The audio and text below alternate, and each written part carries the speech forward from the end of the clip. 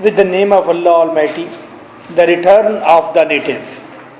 Question number 2. Acute novel Danial publisher, written by M.K. Bhutta. Page number is 76. Ready? Role of fate and chance in Hardy's novel. Fate का मतलब किस्मत, तो chance का मतलब भी किस्मत, इत्तफाक। जैसे हम कहते हैं यार मुझे चांस मिल रहा था, बस मैंने चांस गवा दिया। यार कभी कभी चांस बनता है, ये वो वाला चांस है, गोल्डन चांस भी कहते हैं। To what extent do you think are fate and chance and integral? आप सोचते हैं कहाँ तक किस्मत और chance integral part of the tragedy, इस ट्रेजेडी का अहम हिस्सा है। इस ट्रेजेडी की हैपनिंग में फेट और चांस कितना अमल दखल रखते हैं। In Hardy's work the return of the native, 2003 PU में ये क्वेश्चन रेज किया गया। How are the lives of various persons in the return of the native affected? Return of the native के अंदर लोगों की जिंदगियां किस तरह मुतासर हुई by the operation of accident and coincidence. Coincidence इत्तफाक, एक्सीडेंट इत्तफाक। एक्सीडेंट और कोइंसिडेंस से लोगों की जिंदगियां कैसे मुतासर हुई, इस पर बहस करें। सबसे अहम बात यह है कि इंग्लिश नावल्स इवेंट्स की भरमार नहीं होते, अच्छे नावल्स, बल्कि उनके अंदर एक ठहराव होता है। आप ताकि फोकस कर सकें, आप ताकि फील कर सकें सिचुएशन को। इसलिए अगर इसमें कोई इवेंट्स हैं, वो ऐसे हॉट रैंडिंग इवेंट्स आपकी साइकी के मुताबिक शायद ना हो, बट यूनिवर्सली अगर देखा जाए, रशिया और यूरोप की सर्दी को मलूज़े खातिर रखकर वहाँ का ठहराव देखा जाए, वहाँ के बड़े बड़े मामलात, छोटे छोटे मामलात तमाम सेंसिटिव होते हैं। तो sensitivity is necessary for this question. आप हर एक कोइंसिडेंट को फील करेंगे तो वो मौजूद होगा, आपको नजर आएगा। वो लोग लाइफ को सेंसिटिव मूड में देखते हैं, ना कि जज्बाती मूड में देखते हैं, और फौरन इवेंट दर इवेंट आपको दिखाया जाता है। No, slow, focus, feel it, sensitive होकर देखिए। Clear? Hardy's attitude to world life, Hardy का रवैया जिंदगी के बारे में, नेचर के बारे में, एंड डेस्टिनी, और डेस्टिनी के बारे में, इज पेसिमिस्टिक, मायूस कुन है, एंड ट्रेजिक, और ट्रेजिक है। वो हमेशा नेचर को ट्रेजिक दिखाता है, लाइफ को ट्रेजिक दिखाता है। डेस्टिनी, किस्मत जो हमारी है, हमेशा हमारे लिए ट्रेजेडी और डिस्ट्रक्शन लाती है। वो पेसिमिस्ट है इन तमाम चीज़ों के हवाले से। In Hardy's novel all characters are merely the stars tennis balls. Hardy के नावल में तमाम कैरेक्टर महज वो किस्मत की टेनिस बॉल होती है, किस्मत के बॉल्स होते हैं। स्टार्स, सितारे, सितारे क्या, हर शख्स की जिंदगी का एक सितारा भी है, किस्मत का सितारा भी है, कहते हैं ना इसे। तो स्टार्स से मुराद किस्मत, टेनिस बॉल से मुराद बॉल। स्ट्रक, स्ट्रक, और किस्मत इन बॉल को स्ट्रक करती है, मारती है, एंड टोस्ट, और फेंकती है, विच वे प्लीज देम, जिस रास्ते पर वो फेंकना चाहे, जिस रास्ते पर फेंकने की उसकी खुशी हो। किस्मत हमें टेनिस बॉल समझती है, मारती है, फेंकती है जहां चाहे। So novel interprets a struggle between man and an all powerful indifferent fate. तो पूरा नावल हमें ऐसा लगता है कि एक स्ट्रगल है इंसान की एक लापरवाह ताकतवर किस्मत के साथ। इंसान मुसलसल एक ताकतवर लापरवाह किस्मत के साथ स्ट्रगल में है, फाइट में है। And that is the interpretation of human situation.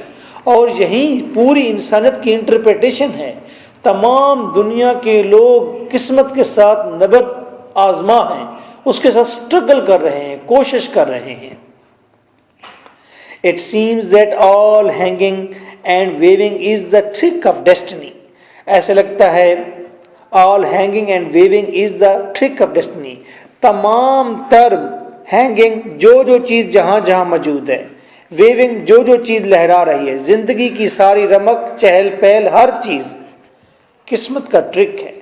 हमारा उजड़ना, हमारा खुश होना सब किस्मत की वजह से है। इसे कहते हैं hanging and waving is the trick of destiny. तमाम होना जो है, हैंगिंग एंड वेविंग, तमाम जो होना है, जो हरकत है, जो मूवमेंट है, वो सारी की सारी किस्मत की वजह से है। So if we consider that all incidents are very lucky, तो luck is very important, not a matter. कोई बात नहीं, करैक्टर को एंजॉय करें। अगर करैक्टर आपको कोनी मारता है या आपसे नाराज होता है, आप उसको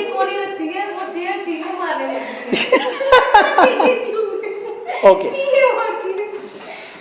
एक करैक्टर एग्जाम देने जाता है, उसको दूसरा करैक्टर वहां पर एक्सीडेंटली मिल जाता है, वो वैसे ठहरे हुए, आपका पेपर कैसा हुआ, मेरा पेपर ऐसा हुआ, तो मेरा पेपर अच्छा नहीं हुआ। जिसका पेपर अच्छा नहीं हुआ उसको कोई सजेस्ट करता है कि आप फिलहाल जगह पर चले जाएं पढ़ने के लिए, और वहाँ पर आकर वो उस टीचर के साथ लड़ाई कर लेता है करैक्टर, और बाद में उस टीचर के साथ उसी करैक्टर की शादी भी हो जाती है। This all is chance, all is accident. ये सारे चांसेस एक्सीडेंट आपस में मिलते जाते हैं और पता नहीं कहाँ कहाँ पहुँच जाते हैं। I have told you a positive effect, negative भी इस तरह होते हैं बहुत सारे। Okay, chance and coincidences play a very vital role. Chance और कोइंसिडेंसेस एक वाइटल रोल अदा करते हैं, एक अहम तरीन किरदार अदा करते हैं। Almost all the characters of this novel, अगर आप टेस हार्डी का टेस्ट नावल पढ़ें तो एक करैक्टर, तीन लड़के बैठे हुए हैं, शादी की आवाज़ सुनते हैं, एक लड़का भागकर उस शादी में डांस की ख्वाहिश कर लेता है, तो वो ऐसी लड़की से डांस करता है जिसका नाम टेस होता है। वो एक 5 मिनट्स का या 10 मिनट्स का जो डांस एपिसोड है वो उस लड़की के जहन पर भी इफ़ेक्ट करता है और लड़के के जहन पर भी इफ़ेक्ट करता है। बाद में जाकर उनकी शादी होती है, फिर ट्रेजेडी भी होती है। ओके, यानी कि दैट इज चांस कि वो लोग अगर वहां पर शादी में ना आते, और टेस एंड में कहती है, at the end of the novel कहती है एंजल, अगर मैं वहां पर तुमसे ना मिली होती तो मेरी जिंदगी में ये सारी ट्रेजेडीज ना होती, but at that time I am very happy. इन सारी ट्रेजेडीज के बावजूद I am very happy. Tess एक कत्ल कर देती है, एक शख्स का कत्ल कर देती है, फिर एंजल के साथ वो वक्त बिताती है, हालांकि उसे पता होता है पुलिस आके उसे पकड़ लेगी, लेकिन but she is saying I am very happy कि मैंने तुम्हें पाया है। इंसिडेंट्स, ये जो मैंने आपको बातें बता रहा हूँ टेस की भी हवाले से, अगर आपके जहन में रह जाए, कोई बात आपको अट्रैक्ट करे, अच्छी लगे, तो आप उसे नोट डाउन किसी बुक पर कर दीजिएगा। अगर कोई बात मेरी अच्छी लगे कि टेस की ये बात मुझे बड़ी अच्छी लगी, तो जहन में रह जाएगी आपकी।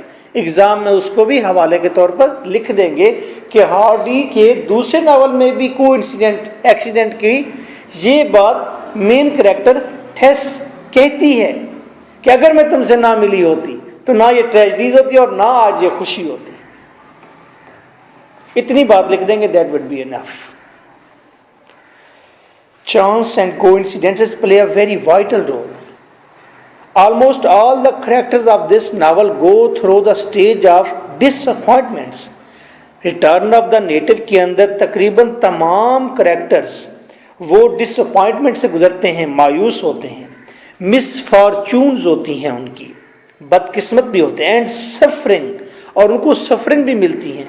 Accept the thick skin rustic, सिवाय मोटी खाल वाले देहातियों के, जो मोटी खाल वाले देहाती जंगल के अंदर रंगे हुए हैं, उस ज़मीन के साथ चिपके हुए हैं और ज़मीन जैसे कलर उन्होंने किए हुए हैं अपने, सिवाय उनके हर वो शख्स वो ट्रेजेडीज फेस करता है।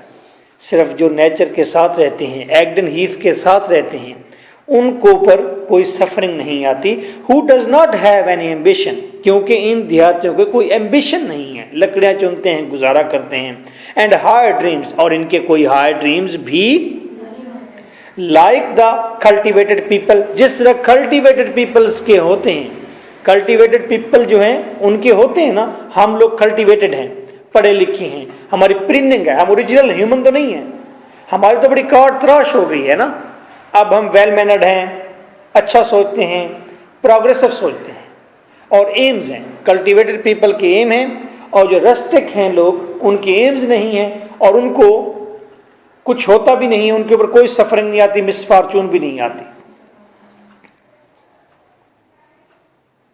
For this reason, chance and coincidences play a very vital role in return of the native. अब हम देखते हैं कि कौन कौन से वाकयात, चांसेस और एक्सीडेंट्स वकूफ पजीर हुए हैं इस नावल के अंदर। 1. The first coincidence is that Johnny Nonsuch hears the chat of Valdeef and Eustacia. Novel के आगाज में यूस्टाशिया और वेल्डीफ आपस में बातें कर रहे होते हैं, मोहब्बत की या शादी की। तो ये जॉनी नॉनसच सुन लेता है वो बात, और ये बात वो जाकर बताता है किसे? रेडलमैन को जाके बताता है। तो रेडलमैन क्या होता है? वो एक्टिव हो जाता है कि थॉमसन की शादी होने जा रही है वेल्डीफ से, तो यूस्टाशिया का पत्ता काटना चाहिए। नहीं समझ आए? आगे नोनी कहता हूं, जोनी अच्छा जी, ये जोनी है, sorry for that. Johnny Nonsuch hears the chat of Valdeef and Eustacia. When Valdeef visits her in response to her bonfire, उस वक्त वो सुनता है ये बहस जब वेल्डीफ बोनफायर पर यूस्टाशिया को मिलने आता है। ये तब की बात है। It is also a chance that Johnny meets Reddleman. ये भी एक चांस है कि जोनी का आमना सामना हो जाता है रेडलमैन के साथ। And narrates this incident to him, और जोनी ये इंसिडेंट बता देता है कि Eustacia and Wildeve were standing over there, they were chatting, they were discussing about making plan. तो may be little bit assume he is, otherwise वो बच्चा है तो 12 साल का, तो कुछ भी कह देता है जो कुछ पता कर चलता है उसे।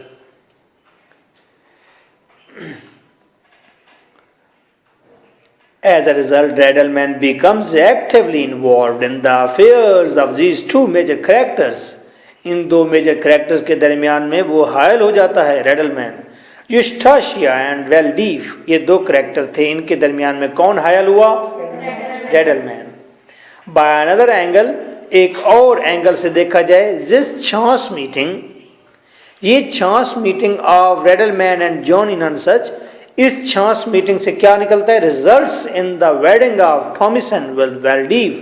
तो इसी चांस मीटिंग की वजह से आगे बढ़कर वेल्डीफ और थॉमसन की शादी हो जाती है। ये एक एक्सीडेंट आपने इंसिडेंट या चांस बताया है। एक और बताते हैं, क्रिश्चियन कैंटल। क्रिश्चियन कैंटल वो शख्स है जिसको मिसेस यूब्राइट ने पैसे दिए थे कि किसको दो? थॉमसन को एंड क्लेम को। ओके, और इसने क्या किया था? वेल्डीफ से जुआ खेला था। Christian Cantle meets the villagers by an accident. पहली बात, क्रिश्चियन कैंटल वो विलेजर्स से मिलता है, गांव के लोगों से एक्सीडेंटली मिलता है। And they take him to a lottery, और वो उसे ले जाते हैं लॉटरी पर कि लॉटरी खेलो। He is carrying Mrs Yeobright's money, उसके पास मिसेस यूब्राइट की मनी है, पैसा है, which is to be delivered to Thomasin and Clym, जो उसने देना है थॉमसन को और क्लेम को, इन इक्वल हाफ्स, बराबर। Cantle by chance wins lottery, एक तो चांस ये बना कि वो लॉटरी जीत गया। Being encourage by his winning, और इस जीत से इनकरेज हो गया वो। He agrees to play the game of dice with Wildeve, और वो वेल्डीफ के साथ खेलना शुरू हो गया game, and loses all the money of Mrs Yeobright, और यूब्राइट की सारी दौलत हार गया. Then Reddleman appears and with his luck wins all the money back, और रेडलमैन आता है और वो अपनी किस्मत को आजमाता है और सारा पैसा दोबारा जीत जाता है. And delivers all the money to Thomasin, और सारा पैसा thus the chance meeting of Cantle with the village folks, वो जो chance meeting village folk, village के लोगों की और कैंटल की हुई है, काज द ग्रेट मिक्सअप, उसकी वजह से बड़ा मिक्सअप हो गया है, गड़बड़ हो गई है. And also a future clash between Mrs Yeobright and Eustacia, Eustacia and Yeobright के दरमियान बाद में यही एक क्लैश की वजह बन गई. यूस्टाशिया वाज थिंकिंग दैट कि यूब्राइट ने हमें पैसे क्यों नहीं भेजे, and Yeobright want to know that कि पैसे पहुंचे हैं कि नहीं पहुंचे.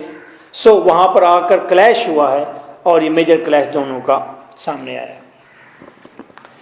3, फिर देखते हैं एक और accident chance.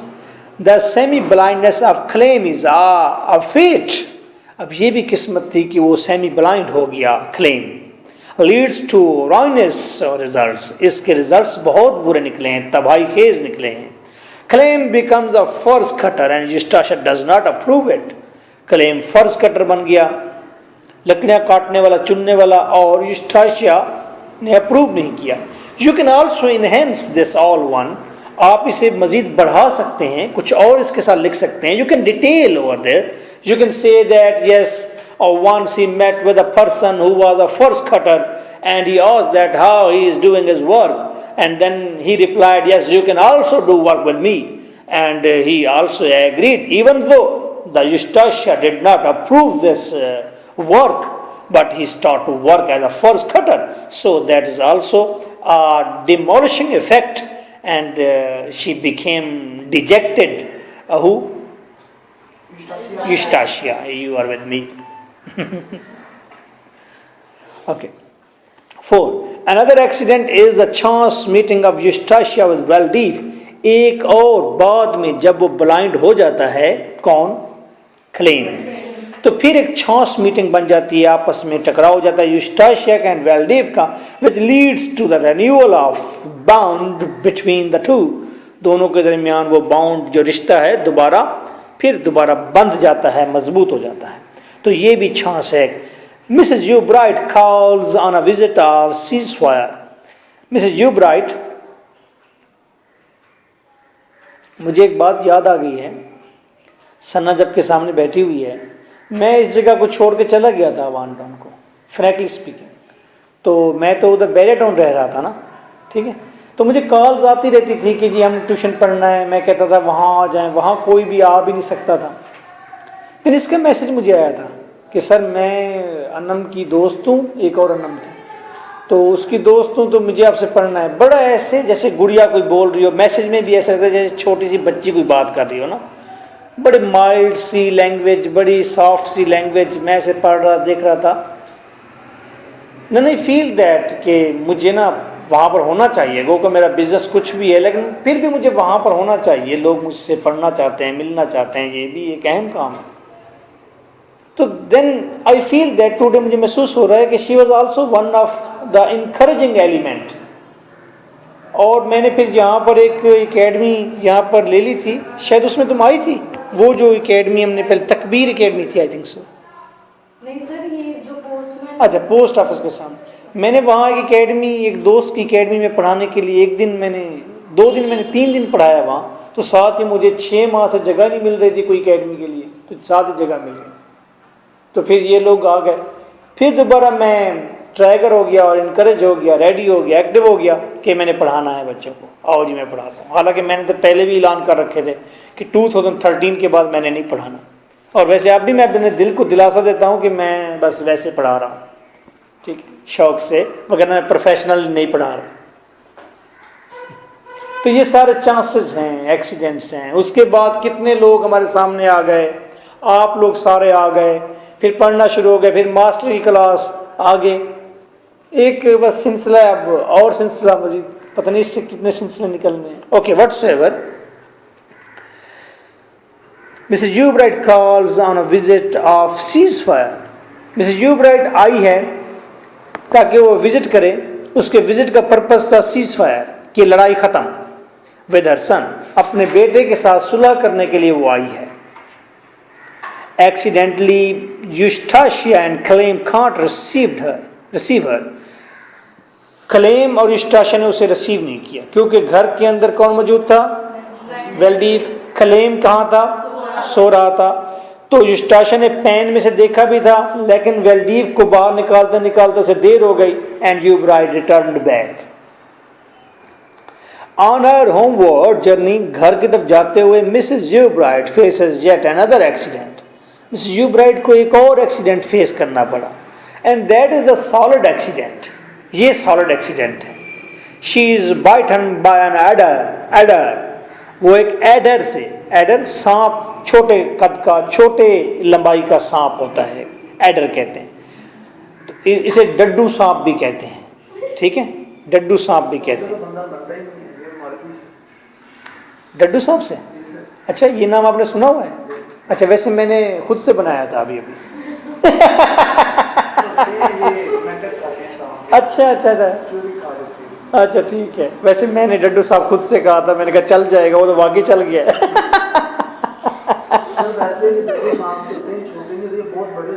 Oh my God. मेंढक सांप को पता है कि ये वाला जो सांप होता है ये मेंढक है। बस इसकी लंबाई छोटी होती है मेरे नज़दीक, और मैंने इसका नाम डड्डू सांप रख दिया है। बहुत लंबा होता है सर, वो तो मैडम को खा जाता है, चूहे को खा जाता है। यार आपने सारा कंसेप्ट ही गलत कर दिया हमारा। अच्छा कहता हमने सांप बनाया था, नाम भी रखा था। सर, ये जो अक्सर निकलते होते हैं ना छोटे-छोटे, ये हो गए ये इतने से सर ये बहुत पॉइजनस होते हैं। जितना छोटा होता है अच्छा, ओके। एडर बैरल एक सांप का नाम है, और मेरे जहन के मुताबिक ये छोटा होता है, और इसने काट लिया and is dead, and she is dead, और मर जाती है। This accident results in a clash between Clym and Eustacia, और ये एक्सीडेंट भी कॉज बन जाता है क्लैश की यूस्टाशिया और क्लेम के दरमियान में। क्यों? जॉनी ननसच फिर वहाँ मौजूद होता है। ये एक बात है कि जहाँ भी कोई एक्सीडेंट या अहम बात होती है, जॉनी ननसच इत्तफाकन वहाँ मौजूद होता है, ठीक है। तो कभी कभी ऐसे होता है ना कि कोई शख्स, जब आपकी कोई ऐसा मसला होता है, अक्सर वहाँ पर वो शख्स पाया जाता है, लेकिन आपकी ज़िंदगी में नहीं होगा, मेल की ज़िंदगी में ऐसा होता है। ओके, तो बाद में फिर क्लेम जाकर कहता है यूस्टाशिया से कि मेरी मदर आई तो तुमने दरवाज़ा क्यों नहीं खोला था। ओके, और उसने कहा है कि फैन के अंदर से उसने विच देखी है, यानी कि तुम्हें देखा था उसने। तो आप मज़ीद डिटेल कर सकते हैं इसके अंदर। And then in the final stage of the story, Claim writes a letter to Eustacia. Eustacia को एक लेटर लिखता है, demanding her to come back. वो उसे कहता है कि तुम वापस आ जाओ। उस रात लेकिन बहुत बारिश होती है, बारिश की वजह से लेटर डिले हो जाता है। लेटर जब मिलता है उसके ग्रैंडफादर को यूस्टाशिया के, वो उसे फायर प्लेस के ऊपर रखता है। यूस्टाशिया को जब बुलाने के लिए वो बाहर अंदर कमरों में जाता है, तो वो विंडो से देखता है कि बारिश के अंदर यूस्टाशिया सामने पहाड़ के ऊपर जा रही होती है। ओके, और उस दौर में मोबाइल तो थे नहीं, ये बड़ी प्रॉब्लम थी। इसलिए अब मैं कहता हूँ कि इन नावल्स की इतनी अहमियत नहीं रही, क्योंकि हम बहुत आगे चले गए, लेकिन फिर भी इसमें बहुत सारी चीज़ें हैं, क्योंकि हम अभी अपनी सोच के अंदर बहुत पीछे हैं। We specially Pakistani, Bangladeshi, Afghani, Indian, even जो मोस्ट ऑफ द प्लेसेस, हम बाकी मांदा दुनिया से पीछे चल रहे हैं। दुनिया बहुत आगे चली गई है। Okay, the letter has been delayed. क्या मतलब है इसका? डिले हो गया। This accident airs the gap between husband and wife. ये एक्सीडेंट जो हुआ, इसने हवा दी है गैप को, यानी कि गैप बढ़ाया है हस्बैंड एंड वाइफ के दरमियान। 7 नंबर देखिए, at a later stage Wildeve receiving a legacy by a pure chance. और फिर एक चांस से, एकदम से उसे पता चलता है उसके हिस्से में तो बड़ी लेगेसी आ गई है, बड़ा पैसा आ गया है, बड़ा विरसा मिला है उसे, वेल्डीव को। This news would have been a sign of hope in the story, story में ये एक साइन ऑफ होप था, but the future events prove it too tragic, तो बाद में पता चला कि ये एक ट्रेजिक इवेंट की तरफ लेकर गया है। वेल्डीव को पैसा मिला बाय चांस, तो उसने प्लान किया यूस्टाशिया के साथ पेरिस में मूव करने का। Lastly it was fate which hold wind storm, ये भी किस्मत थी कि वहाँ पर तूफान आ गया। And rain in the heath, और हीथ के अंदर बारिश शुरू हो गई। This accident map the tragedy of Wildeve and Eustacia, Eustacia और वेल्डीव की ट्रेजेडी इसी तूफान ने मैप की, मैप का मतलब नक्श की, बनाई, डिज़ाइन की। ये तो हमने बजाय इसके कि लंबे लंबे पैराग्राफ लिखे जाते, मैंने आपको बड़ी सिंपल सी इंग्लिश के अंदर 8 इंसिडेंट मेजर लिख कर दे दिए। ओके, तो ये 8 पैराग्राफ बनते हैं वैसे तो 8 पैराग्राफ लिखते लिखते तो आपका टाइम भी ओवर हो जाना है।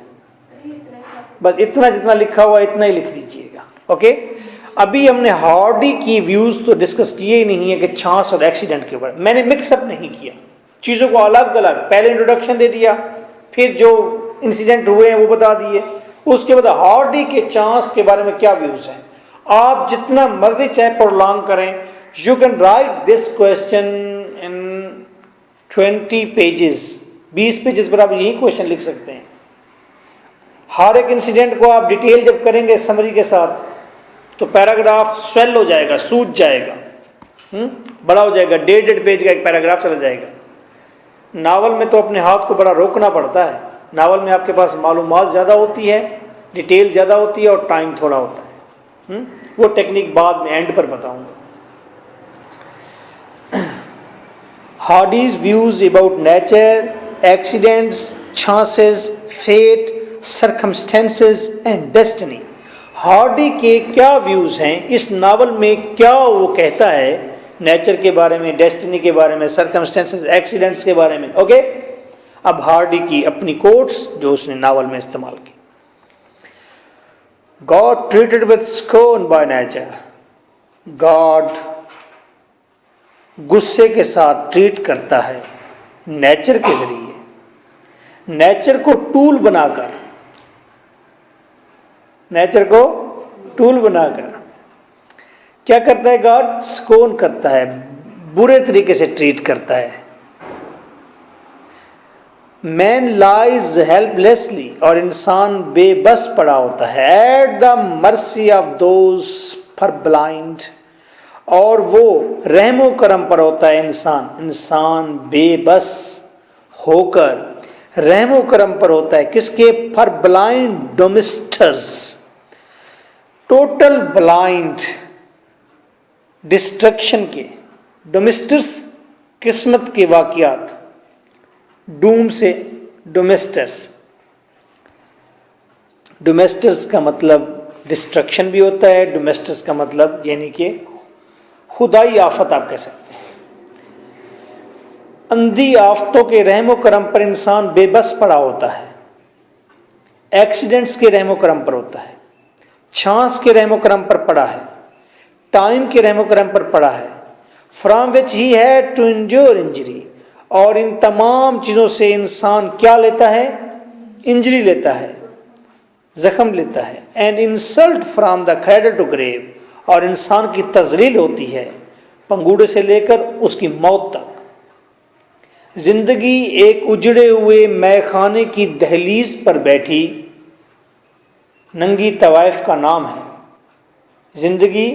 जिंदगी की इंटरप्रिटेशन है, जिंदगी एक उजड़े हुए मैखाने की, मैखाना है, ऐशो इशरत की जगह है, मज़े की जगह है, लेकिन वो उजड़ा हुआ है, उसकी दहलीज है, दहलीज पर बैठी, दहलीज पर जिंदगी बैठी है।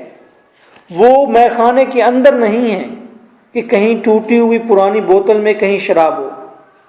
मैखाना क्योंकि उजड़ा हुआ है तो उसकी दहलीज पर बैठी है। दहलीज पर कौन बैठते हैं? फकीर बैठते हैं,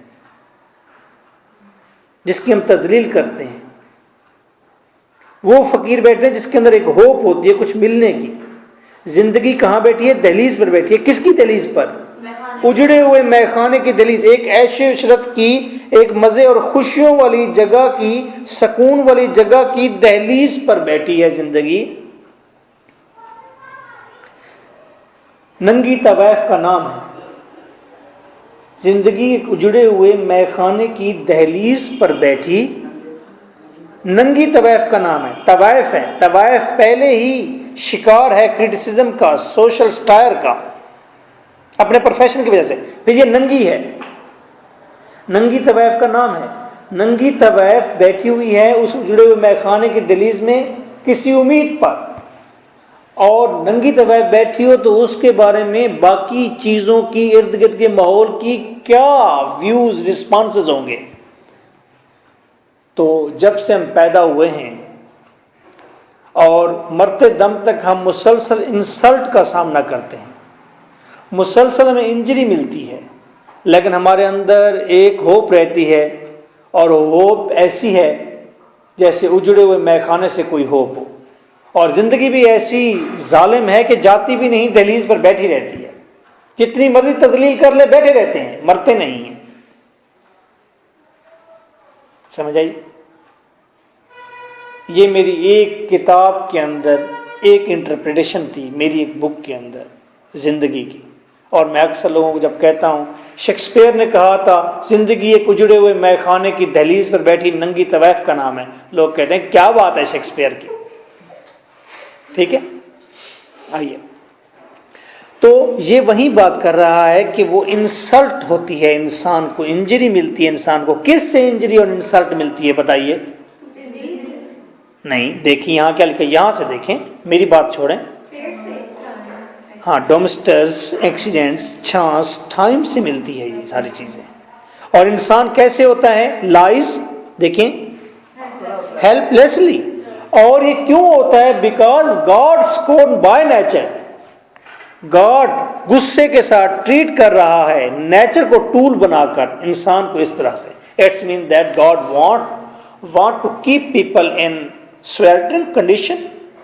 क्या गॉड देवता जो है वो इंसान को जलता बुझता, दुखी, इंजरी वाला और इंसल्टेड कंसीडर करना चाहता है, रखना चाहता है? भाई ज़्यूस देवता ने कहा जब भी मेरे मुफ्त में आए तो आपने सजदे में गिरना है। भाई मैं आपसे कहता हूं जब भी आप आए तो आपने मुझे पहले सजदा करना है, करते हैं? या मैं कहता हूं सन्ना सबसे सीनियर है, जब भी आप सन्ना को सजदा करें, करेंगे? नेवर। क्यों? Because you feel too much insult, आप इंसल्ट फील करेंगे। तो इसी तरह ज़्यूस देवता कहता है, ज़्यूस देवता आपने देखा हो तो नंगा ठहरा होता है, सब कुछ उसने अपना सारा नंगा होता है, मुकम्मल इस तरह करके ठहरा होता है ज़्यूस देवता। सारे ज़्यूस देवता के आगे सर झुकाते हैं। तो that is not insult of human being, that is also insult of human being. Insult भी मिले, ज़्यूस देवता की बात कर रहा हूं। इंसल्ट भी इंसान की कि आए माथा नीचे लगाए, उसका चर्चा भी बाहर जाके करे कि ज़्यूस देवता बहुत अच्छा है, और ज़्यूस देवता को चंदा भी दे ताकि इसका मुफ्त ज्यादा मजबूत, स्ट्रांग और अच्छा हो जाए। ये क्या रैशनैलिटी है? ये क्या अकलियत है? तो ये तो मुसलसल इंसान के लिए इंजरी और इंसल्टिंग है। He is saying right then. These movie के अंदर एंजल नामी एक कैरेक्टर, वो थेस को बहुत प्योर कंसीडर करता है। मैं दोबारा रिपीट कर दूं, गौर करना। एंजल नामी एक कैरेक्टर थेस को बहुत मुकद्दस कंसीडर करता है, प्योर। क्लियर? थेस जब के इलीगली एक और आदमी से एक बच्चा पैदा करके अपने बच्चे को मरवा चुकी होती है, ठीक है? अब एंजल को यह पता नहीं होता कि थेस का एक इलीगल बच्चा था और वो मर भी गया है। जब शादी हो जाती है तो अगली दुबा थेस गिल्टी फील कर रही होती है कि मैं इसे अपना पास्ट बता दूं। अपने हस्बैंड को कहती है वेडिंग नाइट से अगले दिन कि मैंने तुम्हें खत भी लिखा था, मैंने तुम्हें बताने की कोशिश भी की है, तूने मेरी बात नहीं समझी, और मेरी बात गौर से सुन ले कि मेरा जिंदगी में एक और शख्स भी था और उससे मेरा बच्चा भी था और इस तरह हुआ, और ये बात सुनकर एंजल जो बहुत अच्छा आदमी होता है वो अपनी उस बेगम को अप्रूव नहीं करता और वहां से ब्राजील चला जाता है, छोड़ देता है अपनी बेगम को। क्लियर? और वो इतना ज्यादा डिस्टर्ब हो जाता है वो करैक्टर एंजल कि एक लड़की मर्सी नाम की लड़की होती है जो उसे पसंद करती है। जब वो अपने शहर में जाता है तो मर्सी उसके रास्ते में ठहरी होती है अपने बच्चों के साथ। वो उसके बच्चे होते हैं जिनको वो पढ़ाती है। तो बहुत पोलाइट लड़की होती है और वो चर्च के अंदर एक अहम ओहदे पर होती है। तो बहुत अच्छी होती है, वो मजहबी लड़की होती है। वो किताबें लेकर हर वक्त ठहरी होती है कि कब उसे एंजल नजर आए। वो उस एंजल से मोहब्बत करती है। अब वो वहां पर ठहरती है और एंजल को देख रही होती है। एंजल बग्गी में बैठा होता है। बच्चे भी देख रहे होते हैं कि हमारी टीचर का लवर जा रहा है। और वो कहता है, उस दिन मर्सी से बात करता है, कहते हैं mercy I have to whisper. ये कौन कह रहा है? एंजल। ये एंजल क्या है? डिस्टर्ब है कि इसने सबसे प्योर लड़की चुनी अपने लिए और वो सबसे करप्ट निकली। ये उसे कहता है mercy I want to whisper. Mercy दिल में सोचती है कि आज मुझे ये आई लव यू शायद कहने लगा है। कहते आई want to say some secret to you. I want to say some secret you to you. Mercy आगे बढ़ती है।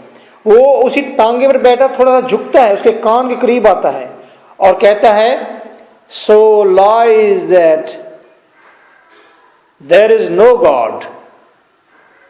वो कहता है देयर इज नो गॉड, कहता है कि यहां कोई खुदा नहीं है। और जब ये कहता है तो उसकी हाथों से वो सारी मुकद्दस किताबें गिर जाती है और भड़क जाती है। I hate you, I hate you, I hate you. यानी कि एंजल जो टेस का कैरेक्टर है हार्डी के नावल में, वो भी कंसेप्ट रखता है कि there is no God. God नहीं है। अगर होता तो जस्टिस होता, सफरिंग्स ना आती। Next, this fate is always wrathful. ये किस्मत जो है रेतफुल है, गुस्से वाली है। And raising his finger at the man, और इंसान के ऊपर उंगली उठाती है। सेज कहती है since thou art born thou shall suffer। जब से तुम पैदा हुए हो तुमने मुसीबतें झेलनी है। किस्मत इंसान को कहती है उंगली उठा के कि जब से तुम पैदा हुए हो तब से तुम्हें मुसीबतें झेलनी पड़ेंगी।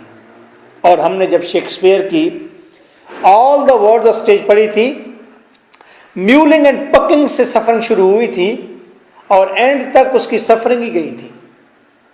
सेंस टीथ, सेंस टेस्ट, वहां तक सफरिंग में इंसान रहा था। तो human being are in suffering. An impatience of circumstances invades our life and becomes the cause of our undoing. Impatience of circumstances, हालात की खराबी, हालात की शिद्दत, invades, मलिया मेट कर देती है, तबाह कर देती है हमारी जिंदगी को। और ये हालात वजह बनते हैं हमारे अनडूइंग के, हमारे तबाह होने के।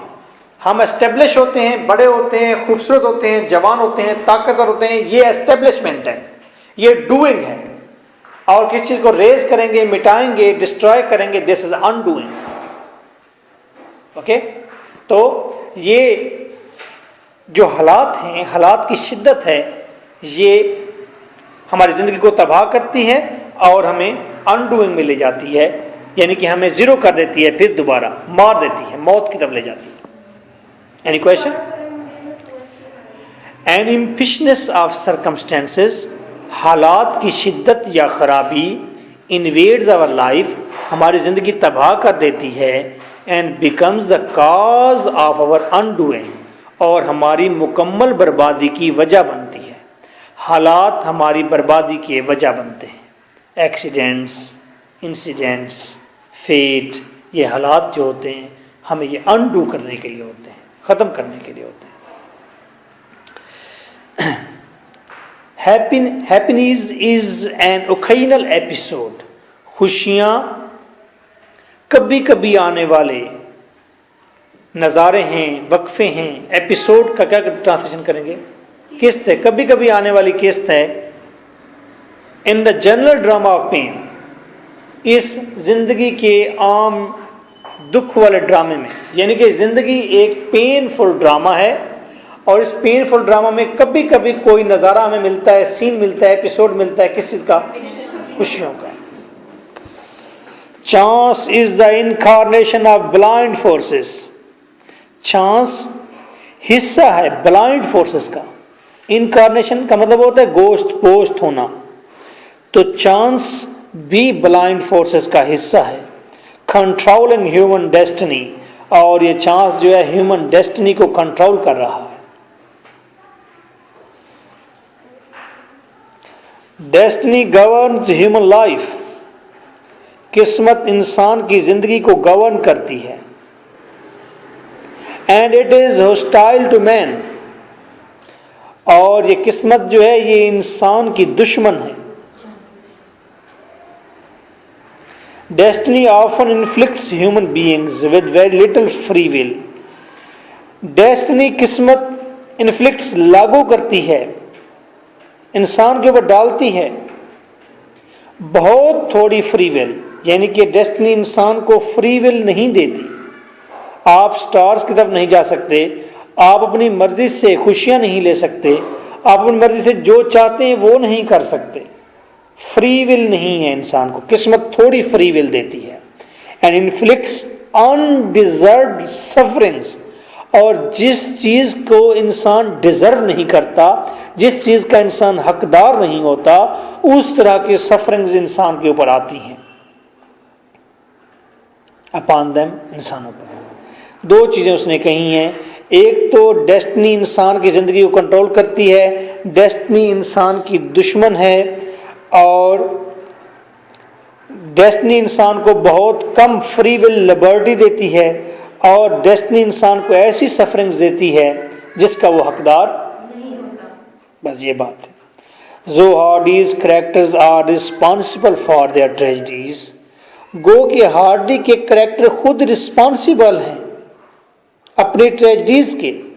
Yet the role of chances and coincidences, लेकिन कोइंसिडेंसेस और चांसेस अपना किरदार अदा करते हैं। Often operates as deciding factor, अक्सर तौर पर आते हैं डिसाइडिंग फैक्टर के तौर पर। जैसे कि यूस्टाशिया और वेल्डीव ने खुद इरादा किया वहां से भागने का, यानी कैरेक्टर्स ने खुद अपनी ट्रेजेडी मैप की, लेकिन तूफान क्या करने आया? वो डिसाइड करने आया, यस नाउ फिनिश, खत्म, जाओ।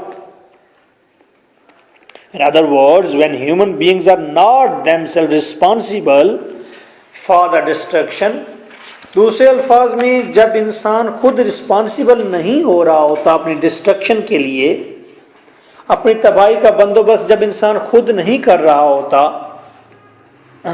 Disturbance of their hopes and AIIMS, जब इंसान खुद अपनी होप्स और एम्स की डिस्टर्बेंस का सामान खुद नहीं कर रहा होता, fate appear in the shape of chance, तो फेट आती है चांस की शक्ल लेकर, और एक्सीडेंट या एक्सीडेंट की शक्ल लेकर, टू कंप्लीट देयर रुइन, उनकी तबाही को मुकम्मल करने के लिए। जब इंसान खुद अपने एम्स और उम्मीदों को तबाह नहीं कर रहा होता, फिर किस्मत खुद आ जाती है उसकी सारी जिंदगी को तबाह करने के लिए। There is a one difference, इस नावल की इस बात को अंडरस्टैंड करने में एक डिफरेंस आ गया है। वो ये है कि what is your present life, जो जिंदगी इस वक्त आप गुजार रहे हैं, और जो जिंदगी दूर छोटे इलाकों में लोग गुजार रहे हैं, इसमें एक फर्क आ गया है। ओके, दूसरा, यू आर नाउ एजुकेटेड, आप एजुकेटेड फैमिली में, एजुकेटेड एटमॉस्फेयर में रह रहे हैं, जहां पर सेंसेस भी हैं, मॉरल्स भी हैं, everything is looking happy healthy. क्योंकि इस नावल के अंदर ज़्यादा ट्रेजेडी है, तो ट्रेजेडी की फिलॉसफी आपसे मैच नहीं कर रही।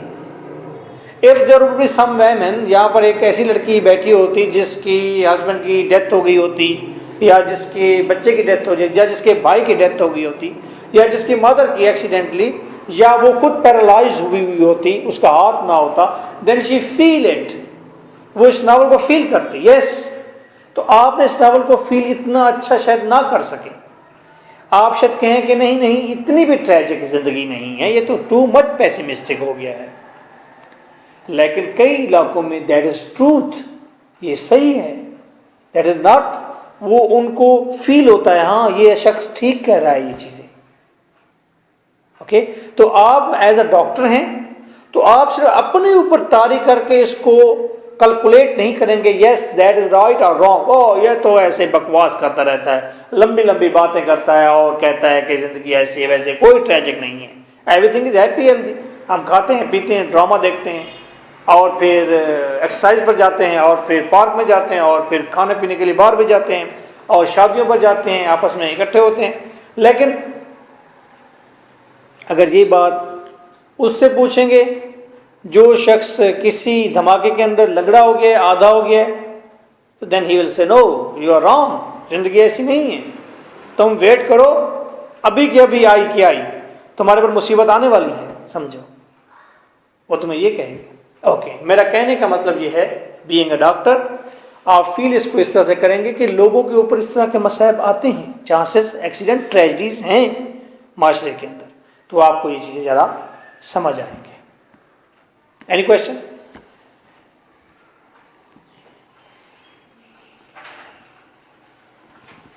Any secret? Any whispering? कोई विस्परिंग तो नहीं करनी? मेरा एक दोस्त है इकराम किबरिया, वो टीचर है, फिलासफर है, साइकोलॉजिस्ट है, मेला कुचैला सा एक आदमी है, बट रूहानी शख्सियत है। तो मैं पहले ही बता चुका हूँ कि 5 दिन 4 दिन 3 दिन की मेरी मुसलसल उससे कंपनी रहती थी और हम बस एक दूसरे अलग नहीं होते थे, बस हम अपने टाइम रॉ फिलासफर थे, रॉ फिलासफर, किताबें पढ़ने वाले फिलासफर नहीं, खुद साख्ता philosopher, and we were very good. मैंने बाद में बहुत लर्निंग की, उसका मेरी ज़िंदगी पर बड़ा असर है।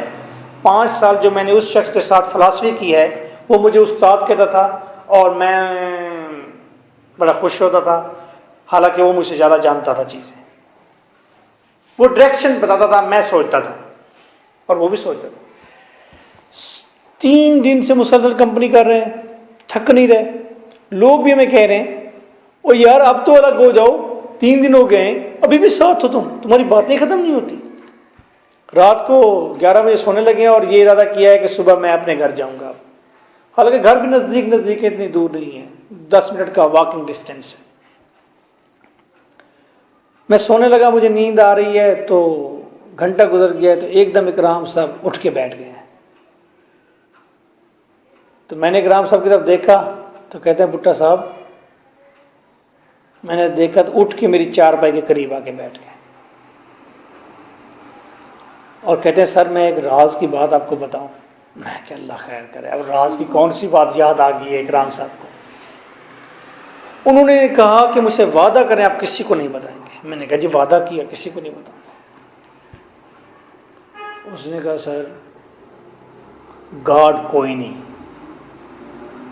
गॉड है ही नहीं। मैं बड़ा हैरान हुआ, मैं क्या अच्छा इकराम साहब?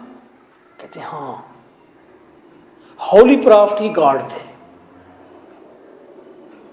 होली प्रॉफिट ही गॉड थे। मैंने कहा अच्छा ठीक है। मैं भी इस जहत में सोचना शुरू कर दिया, कंट्रास्ट नहीं होता, उसे सोचना होता है कि यार ये क्या कह रहा है और इसकी बात पर कितना वजन है। मैं सोचना शुरू हो गया और मैंने वो बात याद रखी। ठीक 10 साल बाद मैंने एक शख्स को कहा, सेम जैसे मैंने आपको बताया, मैंने कहा जी मुझे इकराम साहब ने कहा गॉड कोई नहीं, होली प्रॉफिट ही गॉड थे। आगे से वो शाह साहब थे, आगे से उसने मेरे हाथ पर हाथ भरा और हंस के कहा, कहते कि गॉड कोई नहीं थे, होली प्रॉफिट ही गॉड सन ते वो किनू सजदे करते रहने। कि होली प्रॉफिट अगर खुद गॉड थे तो फिर वो सजदे किसको करते थे? सोचने की बात तो ये भी है। तो वो मसला 10 साल बाद साल वो हो गया, लेकिन रेशनल तरीके से हुआ, अक्ली तरीके से हुआ, ठीक है, उसमें कोई जज्बात नहीं थे। 10 साल का पीरियड गुजर गया और उस बात का एक मज़ा है। लाजमी नहीं कि हर सवाल का जवाब हो, कुछ सवाल बहुत दिलचस्प होते हैं, बहुत ही दिलचस्प होते हैं आप उन सवालों को अपने साथ लेकर फिरते रहें, इंजॉय करें उसको, उस सवाल को कंसीडर करें, उसकी बनावट देखें, उसकी खूबसूरती देखें, उसके अंदर थीम छुपे हुए देखें। इसी तरह कुछ जवाब आपके सवाल के मुताबिक नहीं होते, लेकिन वो जवाब बहुत दिलचस्प होते हैं। उन जवाब का भी कंसीडर करते हैं। आप जिससे बहस कर रहे हैं, डिस्कशन कर रहे हैं, गुफ्तगू कर रहे हैं, लाजमी नहीं कि वो आपके सवाल का पूरा जवाब दे। वो आपके सवाल का जो जवाब दे रहा है, हो सकता है वो जवाब बहुत दिलचस्प हो, इतना खूबसूरत हो कि आपके सवाल से भी ज़्यादा खूबसूरत हो। ओके, ये है हमारी दुनिया। फिर आपने अपने फ्रेंड को बताया? नहीं, मैंने उन्हें अभी तक नहीं बताया। वो कह के मैं मुझे वादा किया। सिर्फ ऐसी एक चीज है कि जब इंसान नाउमीद होता है, फिर ये कहता है कि गॉड नहीं है। कि जो मेन इसकी रीजन है, जब इंसान यानी कि उसका हर रास्ता बंद हो जाए, फिर वो कहता है कि मेरे साथ नाइंसाफी हो रही है। और अगर यानी कि गॉड है तो वो मेरे साथ नाइंसाफी ना करे। 2006 का स्टार्ट, मैं मून मार्केट में गुज्जर होटल पर बैठा हुआ हूँ और मैंने उस वक्त ज़ोर ज़ोर से बोलना शुरू कर दिया है। अच्छा, कोई और था? ज़ोर ज़ोर से बोलना शुरू कर दिया कि मैंने कहा कहाँ है खुदा, मैंने कहा। और मेरे सामने मलिक जहांगीर और एक दो और लोग आए हुए थे दूर दराज से। मैंने कहा, उन्होंने कहा भुट्टो साहब क्या कर रहे हैं? मैंने कहा यार मुझे यहाँ पर अब 15 साल हो गए पाकिस्तान में भटकते हुए, मैं अभी तक इस काबिल नहीं हो सका कि मैं अपना खाने पीने के पैसे मुझे आ रहे हैं, और मैं हर साल दूसरे साल में जॉब नहीं तलाश करता हूँ, देखता हूँ, मैं शहर बदलता हूँ और मैं वहाँ काम करने की कोशिश करता हूँ, और मुझे फिर ये फिक्र लाक हो जाती है कि अगर 3 दिन तक मुझे काम ना मिला तो फिर मैं रोटी कहाँ से खाऊंगा? Where is God? That was the biggest claim. उन्होंने कहा भुट्टो साहब क्या हो गया आपको, मायूस नहीं होता, ये बुरी बात होती है। मैंने कहा बुरी बात होती है?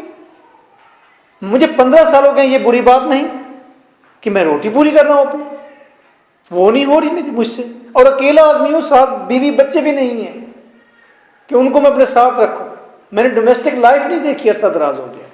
तो उस वक्त सारे लोग देख रहे थे कि ये बंदा काफिर है, कौन है, क्या कह रहा है ये।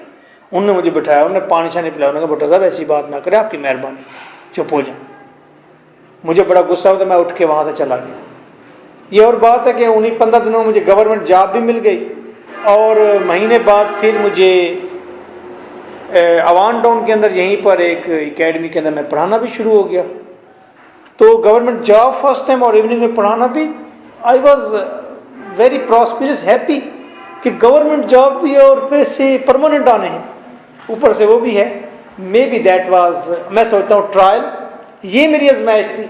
जब गॉड ने देखा कि ये पैमाना लबरेज हो गया है, बस अब इसकी बस है, उसके बाद मेरे हालात ठीक ही रहे। उसके बाद मेरे हालात नहीं बिगड़े, हालात बेहतर ही होते गए। अगर मैंने पिछले साल बहुत बड़ा नुकसान किया ना, 65 लाख का जो मैंने कमाया था सारा मैंने बैरिया टाउन में रुड़ गया है। लेकिन I am not disturb, I am okay. मुझे फील होता है कि बस सब चीज़ चलती जा रही है, ठीक जा रही है। इसमें भी कोई फ़ायदा होगा, पता नहीं उस पैसे से मुझे नुकसान मिलना था, कुछ डाकू ने पढ़ना था, किसी चोर ने पढ़ना था, मुझे किसी ने गोली मार देनी थी, उसी पैसे की वजह से चला गया, ठीक है, फिर दोबारा आ जाएगा। फिर बहुत ज़्यादा आ भी जाए तो कहाँ लेकर जाना है, फिर भी तो यहीं छोड़ के जाना है। असल चीज़ वही है, सुबह उठे अच्छा नाश्ता करें, शाम को मच्छी खाएं, बस ठीक है। सुनाई साथी मच्छी